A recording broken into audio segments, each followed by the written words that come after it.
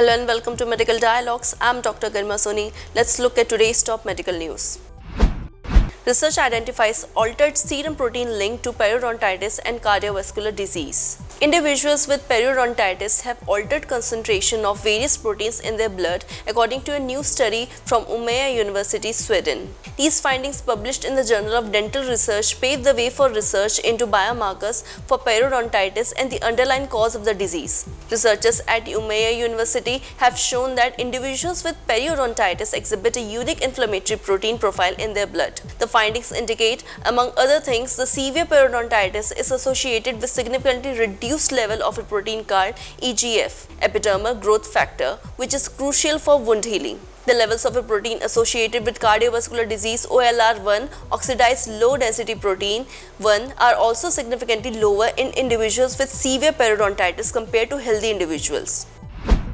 Study finds periodontal pathogen can aggravate rheumatoid arthritis symptoms. Research published in the International Journal of Oral Science has shown that periodontal disease with Aggravate Actinomycetum comitans can exacerbate symptoms of rheumatoid arthritis, but the molecular mechanism behind this remain unclear. In a recent study, researchers conducted several experiments in a mouse model of arthritis to shed light on this topic. Their findings reveal the crucial role of macrophages and the protein caspase 11 in the context, hinting at promising therapeutic target for rheumatoid arthritis and other periodontal infection-related disease. Periodontal disease, which affects the gum and tissues that surrounds the teeth, is one of the most prevalent dental conditions worldwide, most often caused by the formation and accumulation of bacterial biofilm around the teeth. Periodontal disease can ultimately lead to tooth loss if left untreated. Pregnancy exposure to PAFS linked to long-term weight gain and heart issues, study reveals. Women with higher levels of polyfluoroalkyl substances during pregnancy may experience long-term weight gain and heart problems later in life, according to new research published in the Journal of Clinical Endocrinology Metabolism.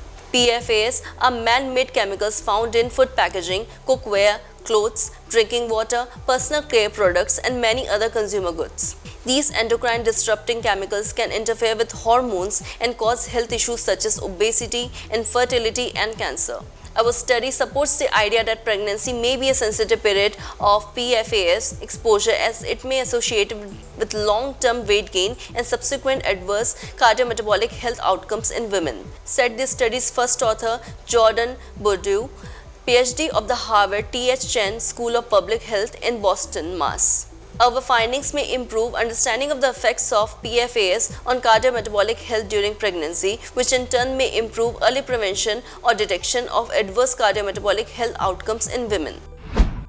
Clinical trial finds administering potassium at 3.6 milliequivalent per liter as effective as a standard 4.5 milliequivalent per liter threshold post-cardiac surgery. A new study has shown that a lower threshold for potassium supplementation after cardiac surgery saves patient cost and does not create any further risk of atrial fibrillation or other dysarrhythmias.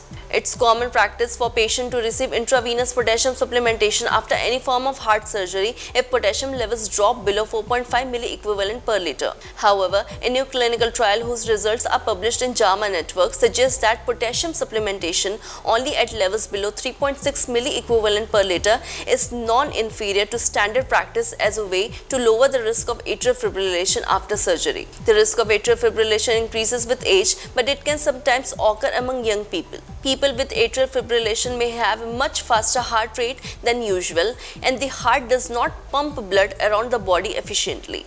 Blood may collect or pool in the heart, increasing the likelihood of clots. It is the most frequent post-operative adverse event, and according to the author of the new study, it can lead to expensive hospital bills, longer hospital stays, and a higher risk of death.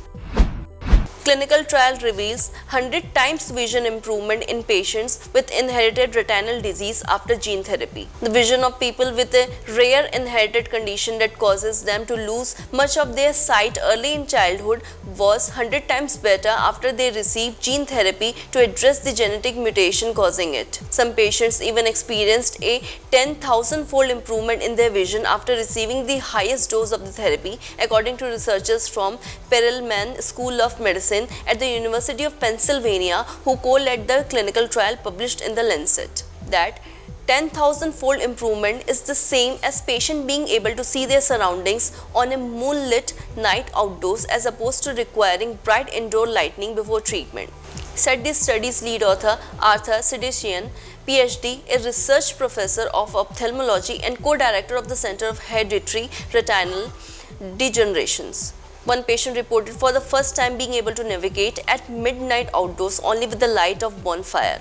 A total of 15 people participated in the phase 1 or 2 trial, including 3 pediatric patients. Each patient had Leber congenital amaurosis as a result of mutation in the GUCY2D gene, which is essential to producing proteins critical for vision. This specific condition, which affects less than 1 lakh people worldwide and is abbreviated as LCA1, causes significant amount of vision loss as early as infancy. All subjects had severe vision loss, with their best measure of vision being equal or worse than 20/80, meaning if a typically sighted person could see an object clearly at 80 feet. These patients would have to move up to at least 20 feet to see it. Classes provide limited benefit to these patients because they correct abnormalities in the optical focusing ability to the eye and are able to address medical causes of vision loss such as genetic retinal disease like LCA1. Randomized trial finds low impact exercise and yoga effective for managing urinary incontinence.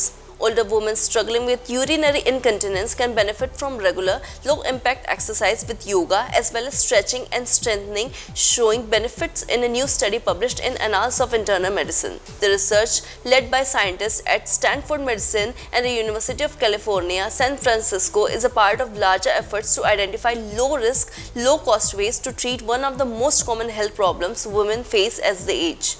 After 12 weeks of low-impact yoga program, study participants had about 65% fewer episodes of incontinence. Women in a control group doing stretching and strengthening exercises experienced a similar benefit over the same time period. The benefits are on par with the effects of medications used to address incontinence, the researchers said.